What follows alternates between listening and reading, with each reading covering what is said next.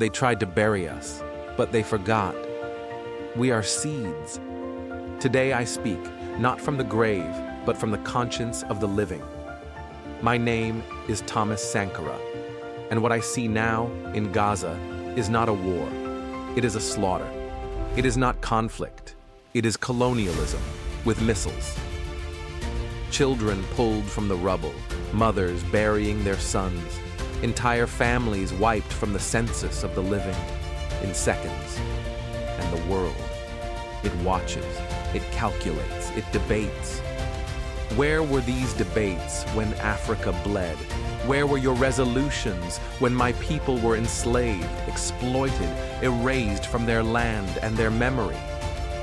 History repeats, not because we forget, but because some remember too well how profitable silence can be. They call it self-defense. I call it occupation. They say terrorism. I say resistance. Gaza is not a battlefield. Gaza is a laboratory, a testing ground for bombs, propaganda, and global cowardice. The powerful hold meetings. The victims hold their breath. The skies rain fire. The streets run red. But here's what they don't expect. The voice of the South will not stay silent forever. You can assassinate a man, but you cannot assassinate an idea. And what is that idea? That the lives of brown children matter as much as the lives of any child born in Paris, in New York, in Tel Aviv. That colonization, in any language, in any uniform, with any flag, remains a crime. That peace built on fear is not peace. That justice delayed is justice denied. To the youth watching this, do not let them numb you. They will show you statistics. They will argue politics. They will drown the cries of the living under the noise of their lives. But you must feel. You must act. You must speak. Our silence is not neutrality. It is consent. And I, Thomas Sankara, will never consent to injustice. They feared my voice in Burkina Faso. Now let it echo from Johannesburg to Jakarta, from Dakar to Detroit. Because Gaza is not alone. Palestine is not a slogan. It is a wound we all carry, until it heals or we bleed out trying. So I ask you, how loud must the oppressed scream before the world hears pain as clearly as profit? And if you, like me, have ever tasted the ash of betrayal, the sting of colonial boots, the hollow echo of promises never kept, then you know the time for watching has passed. It is time to remember, to resist, to rise. When the bombs fall, they don't ask for passports. They don't check religion. They don't care if you prayed yesterday or not. They fall on homes, hospitals, on those trying to sleep through hell. I have seen this before, in the eyes of African mothers holding their hunger like a shield, in the eyes of workers told their lives are cheap because their labor is plenty, in the eyes of children who grow old too soon.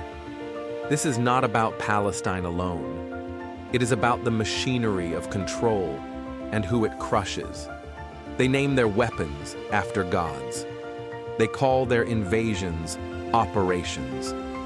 They speak of security while planting graves. But we are not fooled, not anymore. To the global South, this is our moment to speak one language, the language of justice, not in whispers, not in negotiations held behind glass towers, but in streets, in schools, in songs, in fire. Refuse the silence they sold us. Refuse the fear they installed in our bones. Refuse the borders that divide our grief. To be neutral in times like these is to wear the uniform of the oppressor.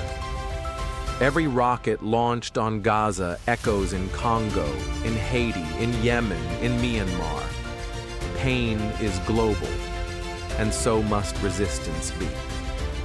We have been too patient, too polite, too forgiving, and while we waited, they buried our dead under rubble and reason. So let the children of the South rise, not in hatred, but in power, in clarity, in unity. Let us create our own narrative. Let us write our own history with ink made from courage. Let our stories not begin with suffering, but with resistance, not end in mourning, but in liberation. Because every revolution begins with a whisper that becomes a roar, and that roar is growing. Do not wait for the cameras to validate your pain. Do not wait for the West to give you language for your grief. Name it yourself. Own it. Transform it. In every city, let a child raise their voice. In every village, let an elder remember what freedom once tasted like. In every exile, let a poet sharpen their words like weapons. Do not be afraid to disrupt, to disobey, to dismantle. For the systems that built this world were not designed for your dignity. They were built to extract, to exploit, to erase. So we build something new, not just with protests, but with poetry, with policy, with people-powered movements that cannot be bought, bribed, or broken. This is the decade of awakening, and we will not go back to sleep. Revolution is not a moment. It is a practice. It is a daily commitment to truth, to love that liberates, to rage that builds. We carry the ancestors in our bones. We carry the unborn in our breath. And we will not let them inherit a world made of ashes and apologies. Do not ask if you are ready. Ask if you are needed. And the answer is yes. If I had one more breath in my lungs, I would use it to say this: rise, speak, march, building refuse. The oppressor has satellites, but we have each other, and in that, there is a power they cannot kill. Now go.